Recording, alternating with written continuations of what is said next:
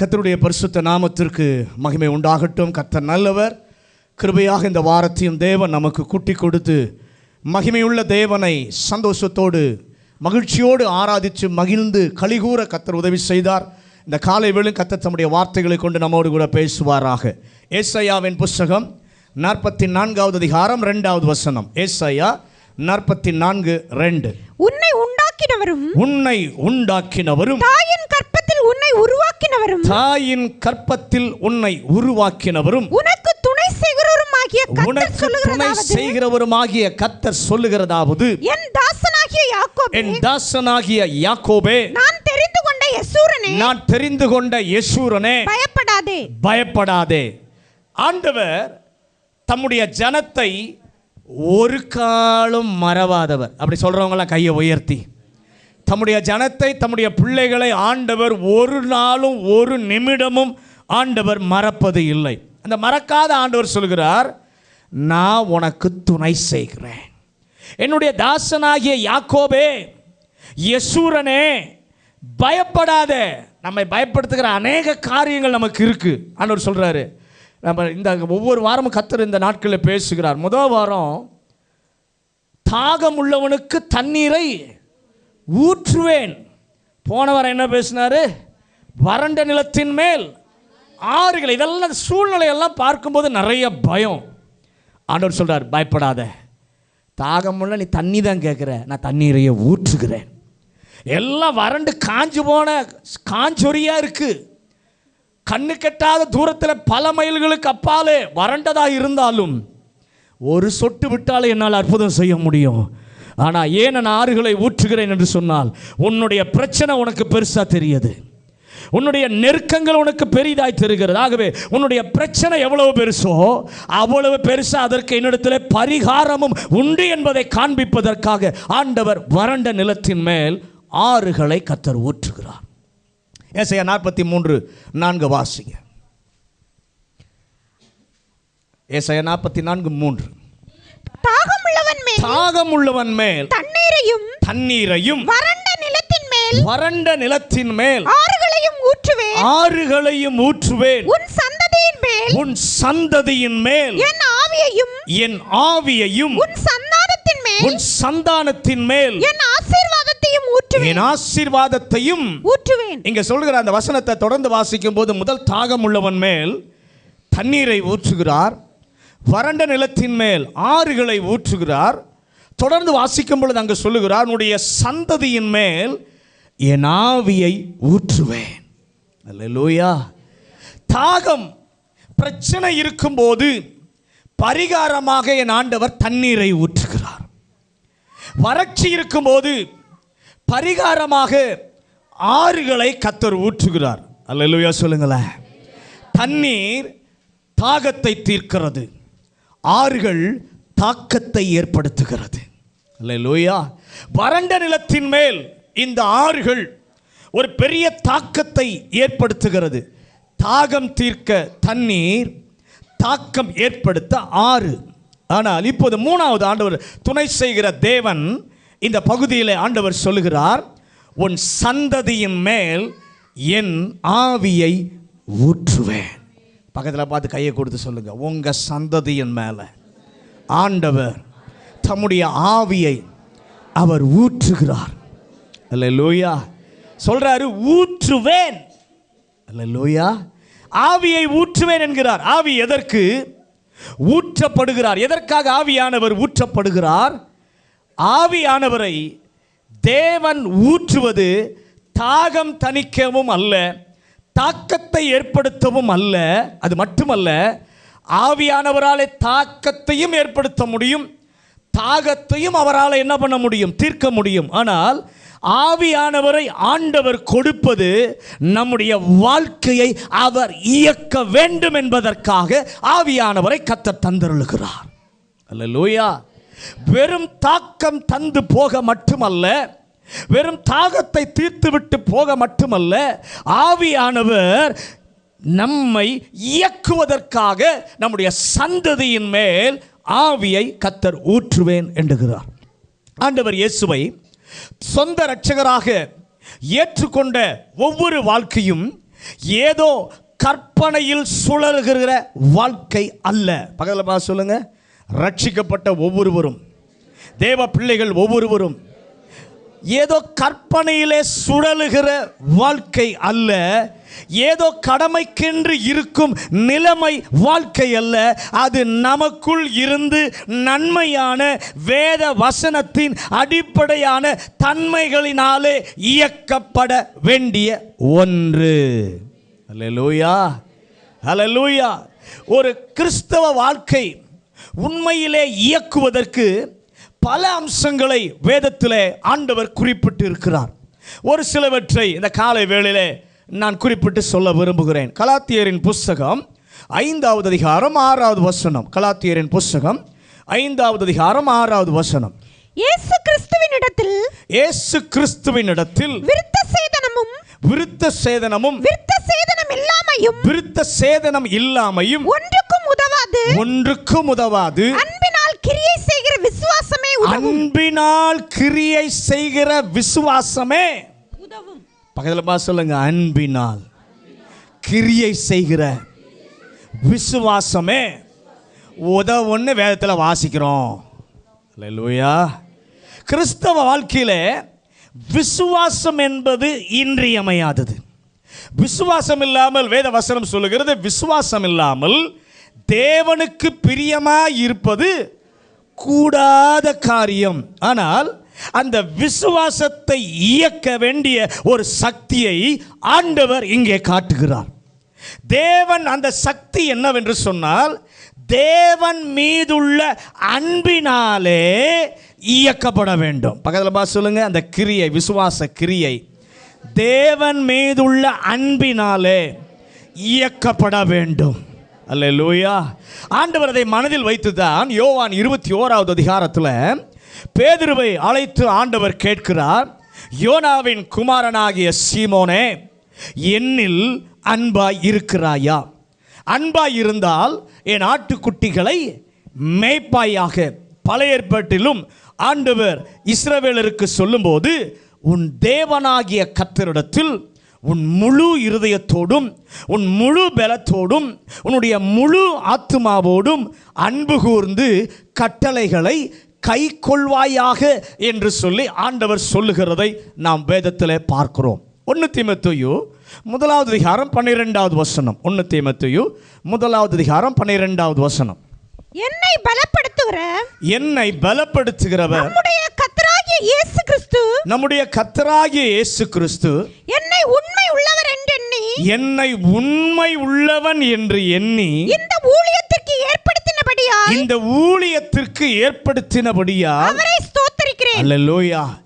இங்க உண்மை என்கிற தன்மை, முதலாவது தன்மை என்ன? அன்பினாலே விசுவாச கிரியை செய்ய வேண்டும். இரண்டாவது இங்கே சொல்லுகிறது உண்மை என்னும் தன்மை. அந்த கிறிஸ்தவ வாழ்க்கை இயக்கும் இன்னொரு சக்தி என்பதை அப்போஸ்தலனாகிய பவுல் இங்கே வெளிப்படுத்தி காண்பிக்கிறதை நாம் பார்க்கிறோம். வெளிப்படுத்தல் 7வது அதிகாரம் 14வது வசனம். வெளிப்படுத்தல் 7வது அதிகாரம் 14வது வசனம். அதற்கு நான் ஆண்டவனே அது உமக்கு தெரியும் என்றேன். அப்பொழுது அவன் இவர்கள் மிகுந்த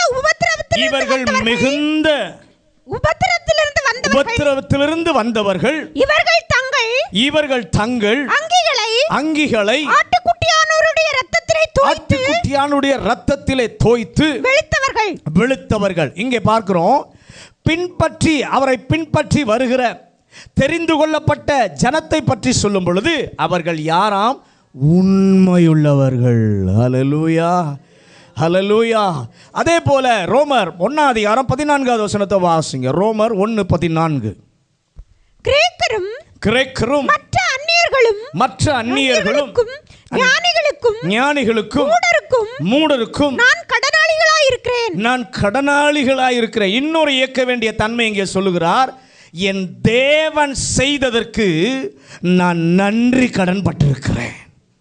கிறிஸ்தவ வாழ்க்கையில ஒன்றை செய்ய தூண்டுகிற விசையாய் இருக்க வேண்டும். ஆவிக்குரிய வாழ்க்கையின் நடத்தை ஏதோ செய்கிறோம் என்பதற்காக அல்ல, இது போன்ற தேவன் மீதுள்ள அன்பினால், அவருக்கு நாம் காண்பிக்கும் உண்மையினால், நம்முடைய வாழ்க்கையிலே கர்த்தருக்கு கடன்பட்டவர்கள் என்கிற நன்றி உணர்வினால் இயக்கப்பட வேண்டும் என்று சொல்லி கர்த்தர் விரும்புகிறார். இந்த மூன்றும் நமக்குள் ஏற்படுத்தி செய்வது, நாமே ஏற்படுத்தி செய்கிற ஒன்று. ஆனால் கர்த்தர் கொடுத்த வசனத்தில் உன் சந்ததியின் மேல் என் ஆவியை ஊற்றுவேன். பக்கத்தில் பா சொல்லுங்க. நமக்குள் நாமே செய்ய வேண்டிய காரியம் இருக்கிறது. ஆனால் ஆண்டவர் சொல்லுவது, உன் சந்ததியின் மேல் என் ஆவியை ஊற்றுவேன். அல்லேலூயா, அல்லேலூயா. ஆவியானவரை நாமாக ஏற்படுத்தி இயக்க அல்ல, ஆண்டவர் தருகிற அந்த பரிசுத்த ஆவியானவரை பெற்று அந்த ஆவியானவர் நம்மை இயக்க ஆண்டவர் விரும்புகிறார். அல்லேலூயா. எத்தனை பேர் ஆமென் சொல்றீங்க? அல்லேலூயா.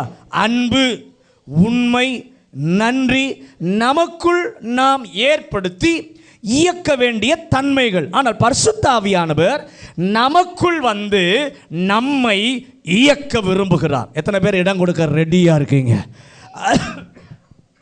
அவர் நமக்குள் வந்து நமக்குள் தங்கி நம்முடைய வாழ்க்கையை அவர் இயக்க விரும்புகிறார். அல்லேலூயா. அப்போ நம்மை இயக்குவதற்கென்று தேவன் தம்முடைய ஆவியானவரை தம்முடைய பிள்ளைகள் மேலே கர்த்தர் ஊற்றுகிறார். அல்லேலூயா.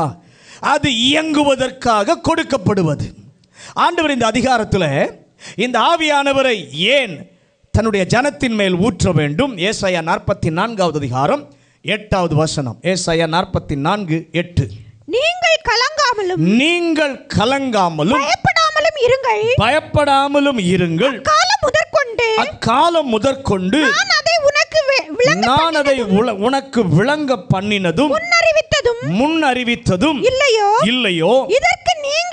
இதற்கு நீங்களே என் சாட்சிகள். என்னை தவிர தேவன் உண்டோ? வேறொரு கன்மலையும் இல்லையே, ஒருவனையும் அறியேன். ஆண்டவர் தம்முடைய ஜனத்தை தம்முடைய செயலுக்கு சாட்சியாக ஏற்படுத்தப்பட்டவர்கள் தானாக இயங்கக்கூடாது என்று அவர்களை இயக்க விரும்பி தம்முடைய ஆவியானவரை கொடுக்கிறார். எதை வைத்து நான் சொல்லுகிறேன்? அப்போஸ்தலர் நடபடிகள் 1வது அதிகாரம் 8வது வசனத்தை வாசிங்க. அப்போஸ்தலர் நடபடிகள் 1வது அதிகாரம் 8வது வசனம்.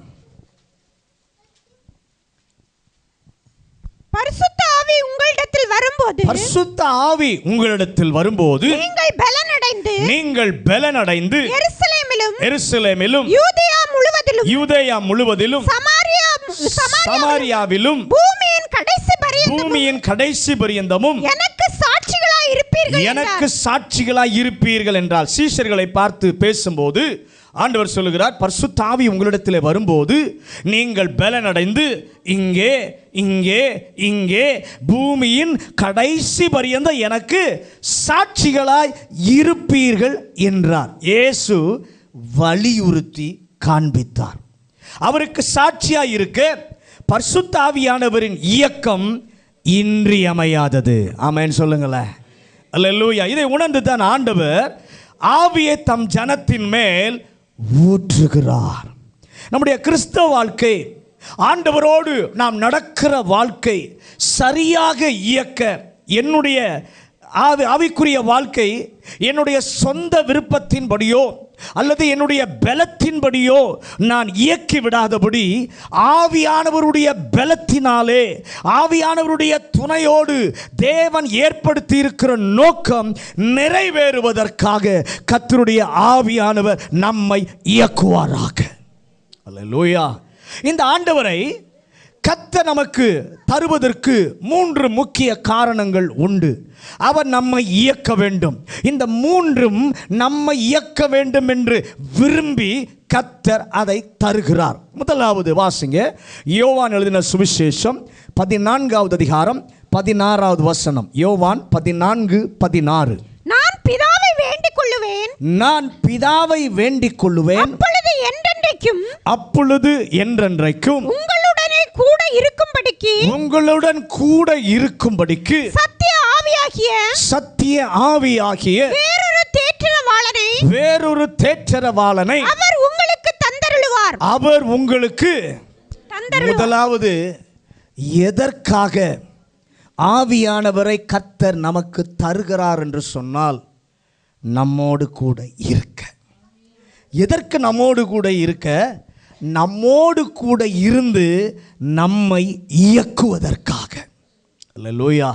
ஆண்டவர் தம்முடைய சீஷர்களோடு 3.5 ஆண்டுகள் இருந்தார்.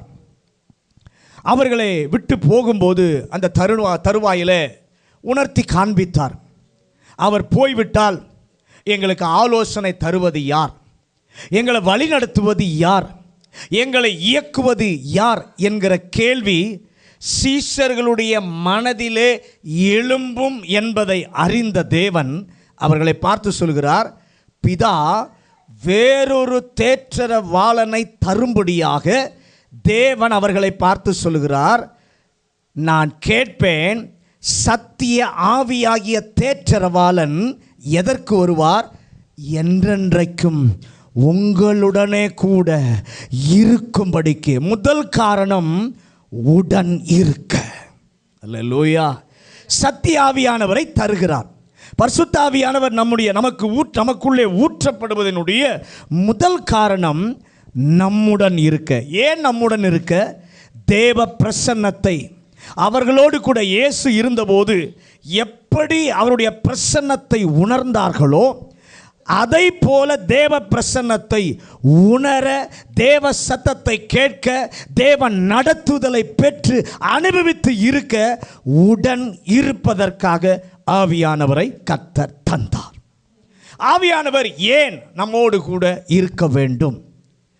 நம்முடைய அன்றாட கிறிஸ்தவ வாழ்க்கை அர்த்தமுள்ளதாக இருக்க வேண்டுமானால் ஆவியானவர் நம்முடன் இருக்க வேண்டும். பக்கத்தில் பார்த்து சொல்லுங்க, நம்முடைய கிறிஸ்தவ வாழ்க்கை அர்த்தமுடையதாக இருக்க வேண்டுமானால் ஆவியானவர் நம்முடன் இருக்க வேண்டும். அல்லேலூயா.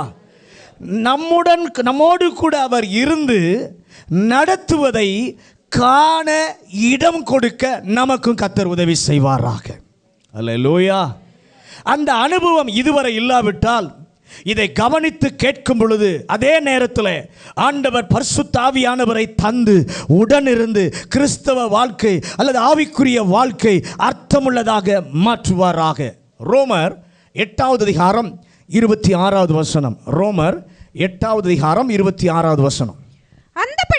அந்தபடியே ஆவியானவரும் நமது பலவீனங்களில் நமக்கு உதவி செய்கிறார்.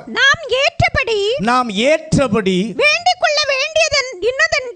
வேண்டிக் கொள்ள வேண்டியது இன்னதென்று அறியாமல் இருக்கிறபடியால் ஆவியானவர் தாமே வாக்கு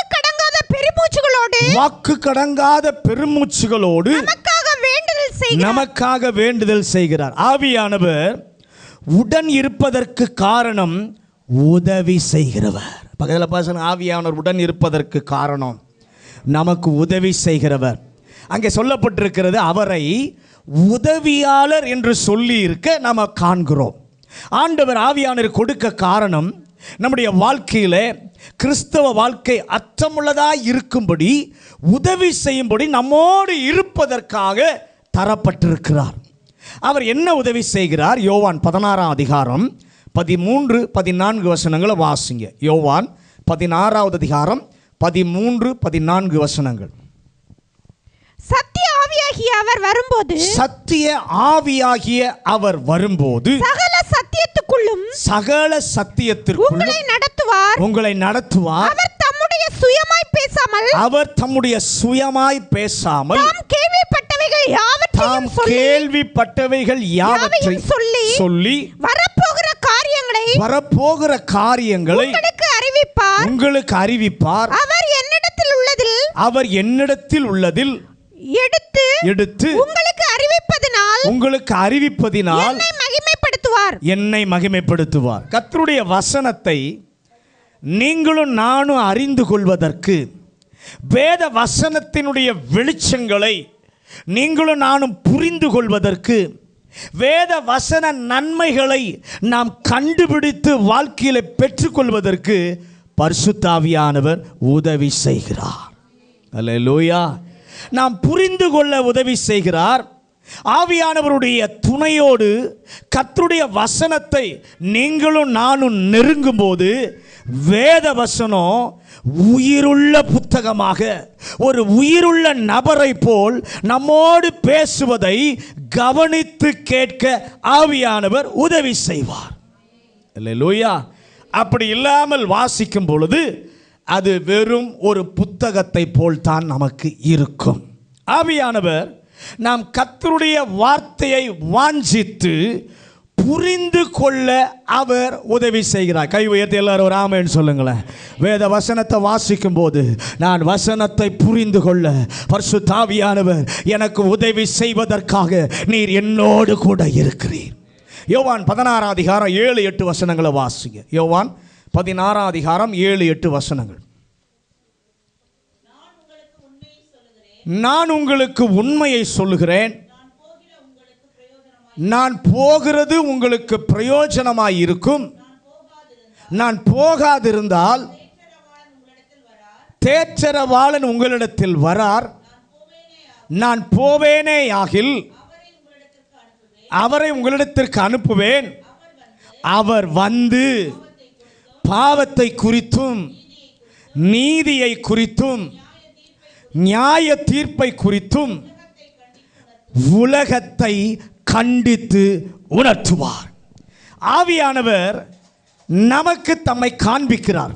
நம்முடைய வாழ்க்கையில் எங்கே குறை இருக்கிறது, எங்கே தவறு இருக்கிறது, எது அவசியம் எது அவசியமில்லை என்று கண்டுகொள்வதற்காக, அகற்ற வேண்டியவைகளை அகற்றுவதற்காக அவர் கிருபை தருகிறார். அல்லேலூயா. 143 சங்கீதம் 10வது வசனத்தை வாசிங்க. சங்கீதம் 143:10.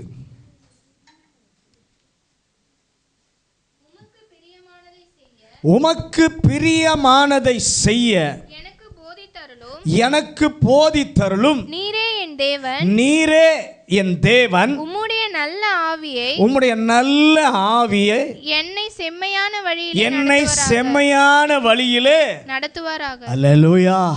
அங்க சொல்றார், உம்முடைய நல்ல ஆவியானவர் என்னை செம்மையான வழியிலே நடத்துவாராக. ஆண்டவர் நம்முடன் இருப்பது நம்முடைய வாழ்வு அர்த்தமுள்ளதாய் எப்படி அர்த்தமுள்ளதாக்குகிறார்?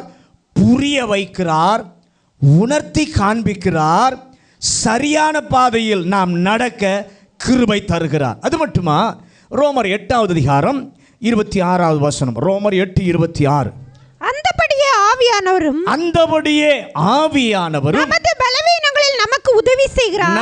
நம்முடைய பலவீனங்களில் நமக்கு உதவி செய்கிறார். நாம் ஏற்றபடி வேண்டிக் கொள்ள வேண்டியது இன்னதென்று அறியாதிருக்கிறபடியால் ஆவியானவர் தாமே வாக்கு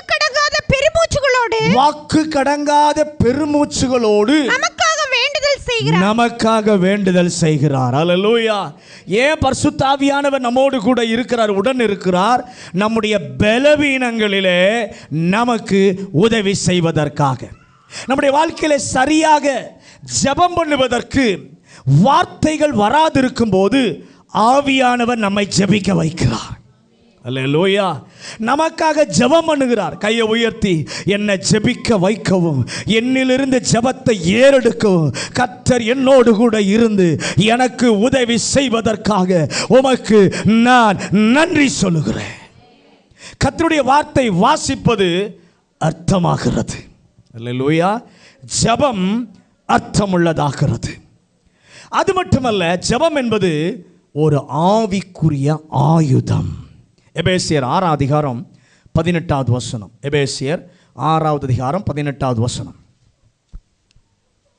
எந்த சமயத்திலும் சகல விதமான வேண்டுதலோடும் விண்ணப்பத்தோடும் ஆவியினாலே ஜெபம் பண்ணி அதின் பொருட்டு மிகுந்த மன உறுதியோடும் சகல பரிசுத்தவான்களுக்காகவும் பண்ணும் வேண்டுதலோடும் விழித்துக் கொண்டிருங்கள். அல்லேலூயா. எப்பொழுதும் ஆவியினால் ஜெபம் பண்ணி அந்த கிருபைகள் இந்த ஆண்டின் ஆரம்பத்திலிருந்தே கர்த்தர் நமக்கு தருவாராக. நம்முடன் இருந்து கிறிஸ்தவ வாழ்க்கையினுடைய செயல்களை அர்த்தமுள்ளதாக்க செய்ய பரிசுத்த ஆவியானவர் முதலாவது உடன் இருந்து நம்மை இயக்குகிறார். அது மட்டுமல்ல, வாழ்விலே சத்துருவினுடைய போராட்டங்கள் நமக்கு விரோதமாய் வரும்போது அதை எதிர்த்து ஜெபிப்பதற்கும் ஜெயிப்பதற்கும் இந்த ஆவியானவர் தான் நமக்கு கிருபை தருகிறார். பழைய ஏற்பாட்டிலே சிம்சோனை பார்க்கிறோம். சிங்கம் ஒன்று வருகிறது, கர்த்தருடைய ஆவியானவர் அவன் மேல் இறங்கினதினால். நியாயாதிபதிகள் 14வது அதிகாரம் 6வது வசனம். நியாயாதிபதிகள் 14:6. அப்பொழுது கர்த்தருடைய ஆவியானவர் அவன் மேல் பலமாய் இறங்கினதினால் அவன் தன் கையில் ஒன்றும் இல்லாதிருந்தும் அதை ஒரு ஆட்டுக்குட்டியை கிழித்து போடுகிறது போல கிழித்து போட்டான். ஆனாலும் தான் செய்ததை அவன் தன் தாய் தகப்பனுக்கு அறிவிக்கவில்லை. அல்லேலூயா. கையில ஒண்ணும் கிடையாது, ஆனா ஒரு ஆட்டுக்குட்டியை போல கிழிக்கிறான். எப்ப தெரியுமா? பரிசுத்த ஆவி அவன் மேல் இறங்குகையில். நான் விசுவாசிக்கிறேன், உங்க வாழ்க்கையில இந்த ஆண்டின் துவக்கத்திலேயே பரிசுத்த ஆவியானவர் உங்களோடு கூட இருக்கிறார். எதற்கு தெரியுமா? செய்ய முடியாத காரியங்களை உங்களை கொண்டு கர்த்தர் செய்வதற்கு, கிழிக்க முடியாததை கிழிக்க வைப்பதற்கு, தடை கற்களை முறிப்பதற்கு என் ஆண்டவர் பரிசுத்த ஆவியானவரை உங்கள் மேலே ஊற்றுகிறார். இன்னும் பார்க்கும்போது பெலிஸ்தர் அவனுக்கு விரோதமாக வருகிறார்கள். நியாயாதிபதிகள் 15:14 வாசிங்க.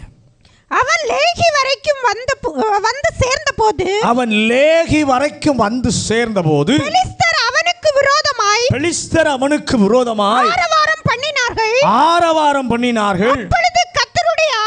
அப்பொழுது கர்த்தருடைய ஆவி அவன் மேல் பலமாய் இறங்கினதினால் அவன் புயங்களில் கட்டப்பட்டிருந்த கயிறுகள் நெருப்புப்பட்ட நூல் போல ஆகி அவன் கட்டுகள் அவன் கைகளை விட்டு அறுந்து போயிற்று. போனோம். கர்த்தருடைய ஆவியானவர் அண்மையில் இறங்கினதினால் சத்துருவை ஜெயிக்க கர்த்தர் கிருபை தருகிறார். அவன் எவ்வளவா கட்டி பிடிச்சிடலாம் நினைச்சாலும் கர்த்தருடைய ஆவி இறங்கின போது புது கயிறு தான், ஸ்ட்ராங்கான கயிறு தான்.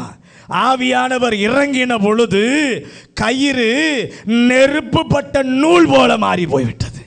அல்லேலூயா.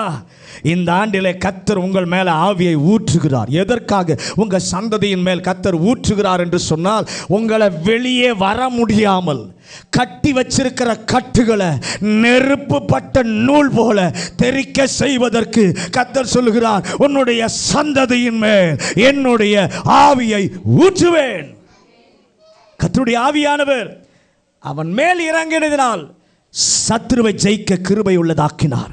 அந்த கிருபையை இன்றைக்கு உள்ள, அதாவது இப்போ இங்கே கூடி வந்திருக்கிற உங்கள் ஒவ்வொரு வாழ்க்கையிலும் ஆண்டவர் கொடுத்து வெற்றியுள்ள கிறிஸ்தவ வாழ்வு வாழ உடனிருந்து அனுபவமாக்கி தர பரிசுத்த ஆவியானவரை நம்மேலே கர்த்தர் ஊற்றுவதினாலே பெற்ற எல்லாரும் கையை உயர்த்தி ஆண்டவரை துதியுங்கள். பெறாதவர்கள் இன்று என்னை அந்த பெற்றுக்கொள்ளுகிற அனுபவத்திற்குள்ளாக என்னை நடத்துவீராக என்று சொல்லி கேளுங்கள். அல்லேலூயா. இரண்டாவது, எதற்காக பரிசுத்த ஆவியானவரை ஊற்றுகிறார்? முதலாவது, நம்முடன் இருந்து இயக்குவதற்காக ஊற்றுகிறார். இரண்டாவது, நம்மை இயக்க வேண்டிய இரண்டாவது காரியம், ஏன் பரிசுத்த ஆவியை நாம் பெற்றுக்கொள்ள வேண்டும், ஏன் ஆவியானவரை நம்மேல் ஊற்ற வேண்டும்? உபாகமம் 34வது அதிகாரம் 9வது வசனம். உபாகமம் 34:9. மோசே நூனின் குமாரனாகிய யோசுவாவின் மேல் தன் கைகளை வைத்தபடியினால் அவன் ஞானத்தின் ஆவியினால் நிறையப்பட்டான். இஸ்ரவேல் புத்திரர் அவனுக்கு கீழ்ப்படிந்து செய்தார்கள். கர்த்தர் மோசேக்கு கட்டளையிட்டபடியே செய்தார்கள். முதலாவது உடனிருந்து இயக்குவதற்காக நிரப்புகிறார், ஊற்றுகிறார். இரண்டாவது நம்மை உபயோகிப்பதற்காக கர்த்தர் ஊற்றுகிறார். விசுவாசிக்கிறவங்கள கையை உயர்த்தி, என்ன ஆண்டவர் உபயோகிப்பதற்காக பரிசுத்த ஆவியை கர்த்தர் என்னுடைய சந்ததியின் மேலே அவர் ஊற்றுகிறார். யோசுவாவின் மேலே மோசே தன்னுடைய கையை வைத்த பொழுது கர்த்தர் அவனை ஞானத்தின் ஆவியினாலே நிரப்பினார். உடன் இருப்பதற்காக நிரப்புகிறார். இரண்டாவது நம்மை உபயோகிப்பதற்காக நிரப்புகிறார். கர்த்தருக்கு அவருடைய ராஜ்யத்திற்கு நம்முடைய வாழ்க்கை உபயோகமாய் இருக்க, பயனுள்ளதாய் இருக்க, உடன் இருப்பது கிறிஸ்தவ வாழ்க்கை அர்த்தமுள்ளதாக்க, உபயோகிப்பது கிறிஸ்தவ வாழ்க்கை செயல் நோக்கம் உள்ளதாக்குவதற்காக. அல்லேலூயா. ஒரு நோக்கம் உண்டு, ஒரு வேலை உண்டு, ஒரு லக்கு உண்டு என்று அதை குறித்த செயல் நோக்கம் உடையவர்களாய் இருப்பதற்காக ஆண்டவர் நம்மை நிரப்புகிறார். அல்லேலூயா. ஆண்டவர் ஏன் ஆவியை ஊற்றுவேன் என்று சொல்ல வேண்டும்? நம்மை ஒரு பாத்திரம் போல நினைத்து ஆவியானவரை தண்ணீரை போல நமக்கு ஊற்றுகிறார். பகல சொல்லுங்க, நம்மை ஒரு பாத்திரம் போல நினைத்து தண்ணீரை நிரப்புவது போல அந்த பாத்திரத்தை பரிசுத்த ஆவியானவர் நிரப்புகிறார். ஏன் அந்த பாத்திரம் ஏன் நிரப்புகிறார்? ஏன் அந்த பாத்திரத்தின் மேலே ஊற்றுகிறார்? அந்த பாத்திரத்தை பயன்படுத்த, பக்கத்தில் பாருங்க, உங்களை பயன்படுத்த கர்த்தர் ஆவியானவரை ஊற்றுகிறார். அல்லேலூயா, அல்லேலூயா.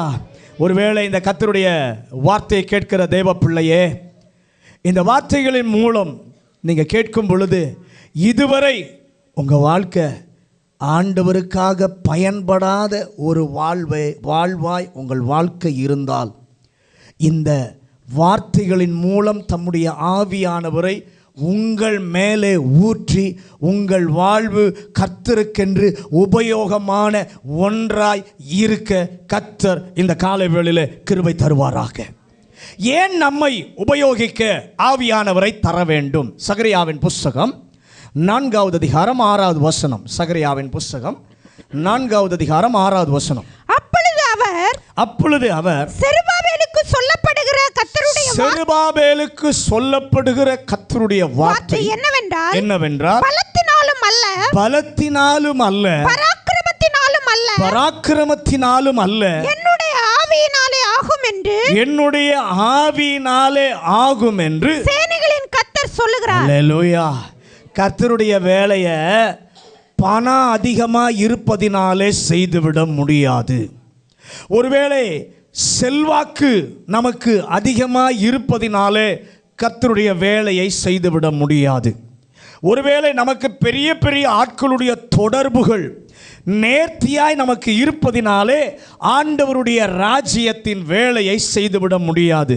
ஞானம் இருப்பதினாலே, திறமை இருப்பதினாலே ஆண்டவருடைய வேலையை செய்துவிட முடியாது. அது பலத்தினால் நடக்காது, பராக்கிரமத்தினாலும் நடக்காது, கர்த்தருடைய ஆவியினால தான் அது ஆக வேண்டும். பகல பாசனுங்க, பலத்தினாலும் அல்ல, பராக்கிரமத்தினாலும் நடக்காது, அவருடைய ஆவியினால தான் அது ஆகும். ஹல்லேலூயா, ஹல்லேலூயா, ஹல்லேலூயா.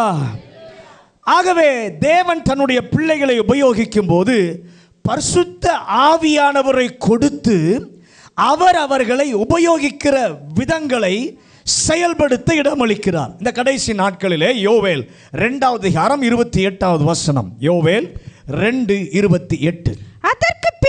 அதற்கு பின்பு நான் மாம்சமான யாவர் மேலும் என் ஆவியை ஊற்றுவேன். அப்பொழுது உங்கள் குமாரரும் உங்கள் குமாரத்திகளும் தீர்க்க தரிசனம் சொல்லுவார்கள். உங்கள் மூப்பர் சொப்பனங்களையும் உங்கள் வாலிபர் தரிசனங்களையும் ஆண்டவர் குறிப்பாய் சொல்கிறார். கடைசி நாட்களிலே மாம்சமான யாவர் மேலும் என் ஆவியை ஊற்றுவேன்.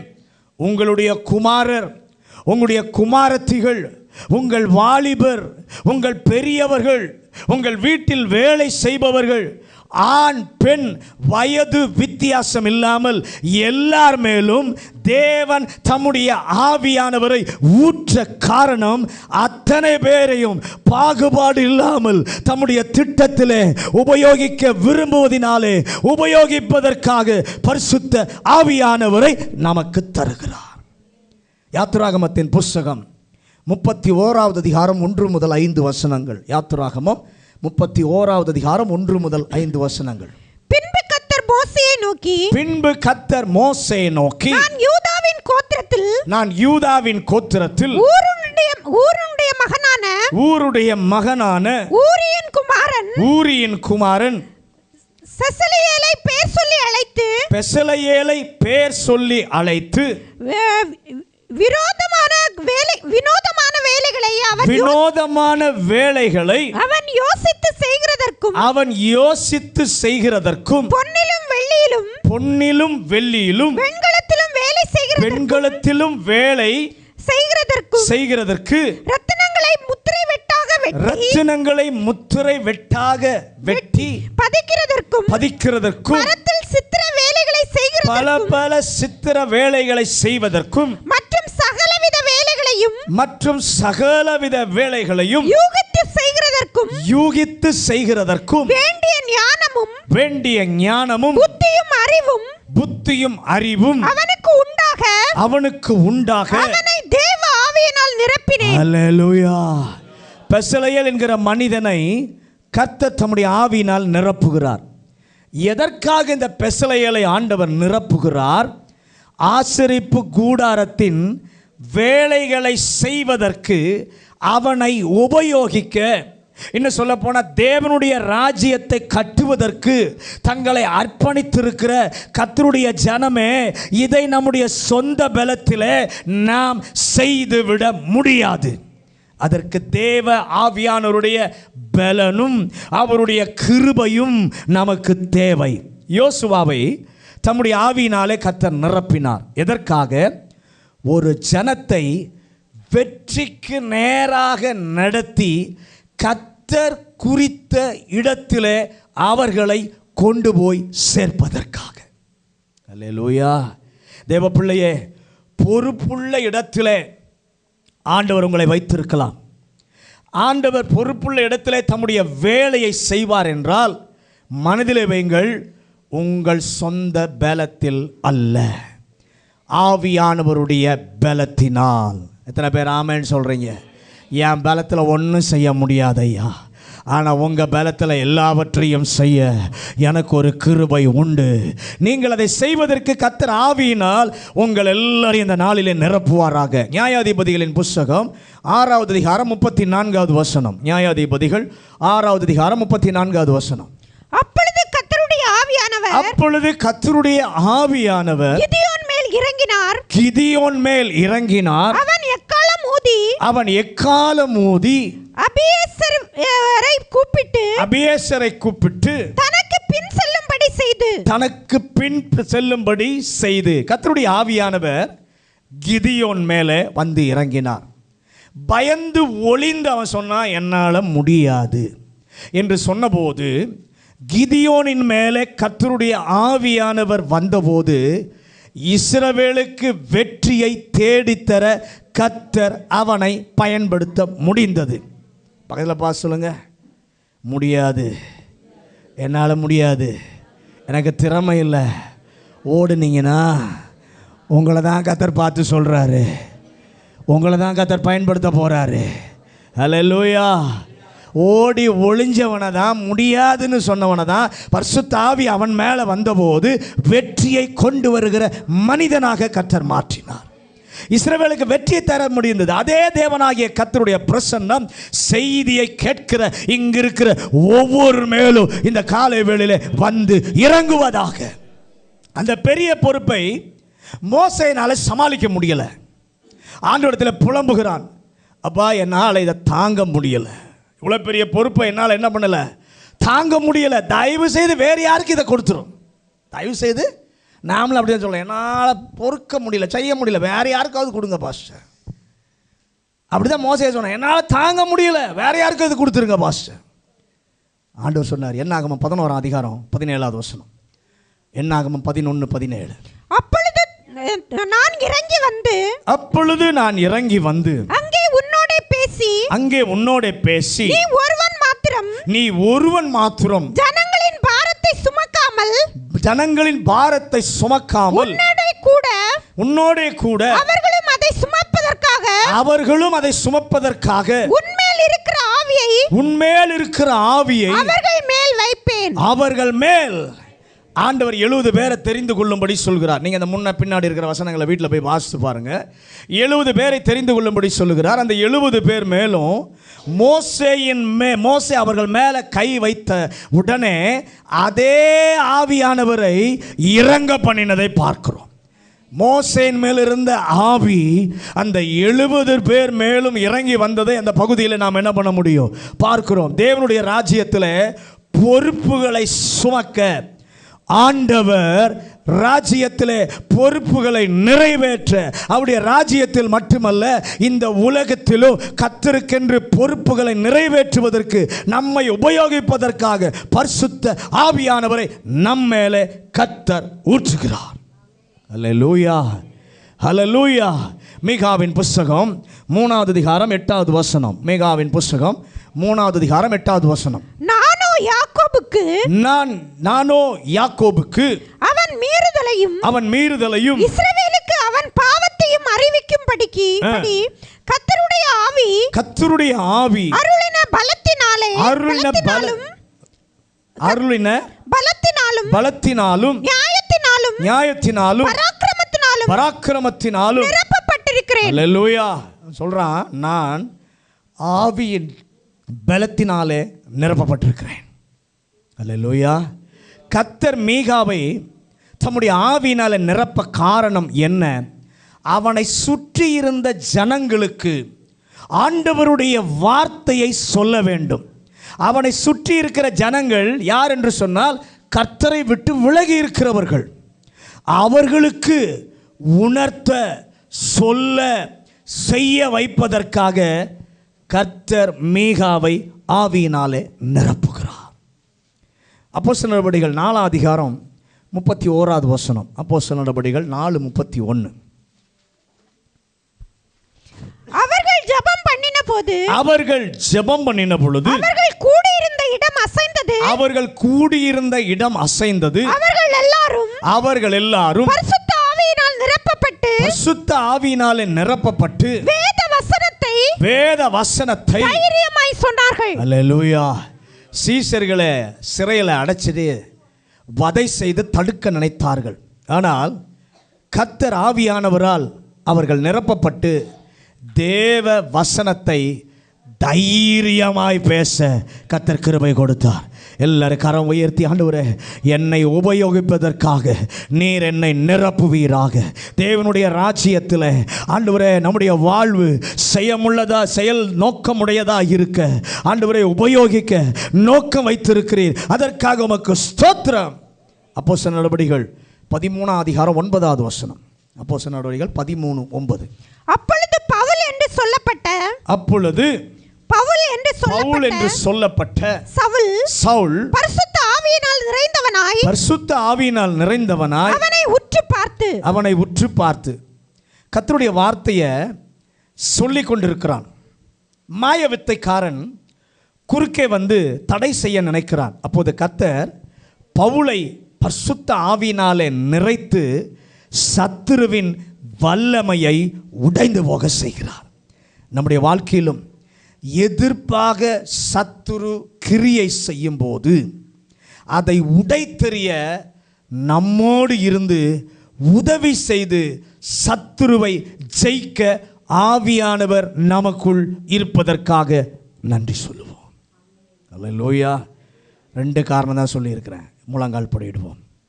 ஆவியானவரை நம்முடைய சந்ததியின் மேல் ஆண்டவர் ஊற்ற காரணம் நம்மோடு கூட இருந்து நம்மை இயக்குவதற்காக, உடன் இருப்பதற்காக அவர் பரிசுத்த ஆவியை சந்ததியின் மேல் ஊற்றுகிறார். 2வது, நம்மை உபயோகிக்க கர்த்தர் விரும்புகிறார். நம்ம ஞானத்தில் முடியாது, நம்ம பணத்தால் முடியாது, நம்ம திறமையால் முடியாது, பலத்தினாலும் அல்ல, பராக்கிரமத்தினாலும் அல்ல, கர்த்தருடைய ஆவியினாலே ஆகும். கர்த்தருடைய தேவனுடைய ராஜ்ய வேலையை செய்வது என்பது சாதாரணமானது அல்ல. அதை செய்ய கர்த்தர் பாகுபாடு இல்லாமல் எல்லாரையும் கர்த்தர் யூஸ் பண்ண விரும்புகிறார். அவர் உபயோகிக்க விரும்புகிறார். விரும்புகிறதினாலே தம்முடைய ஆவியை ஊற்றுகிறார்.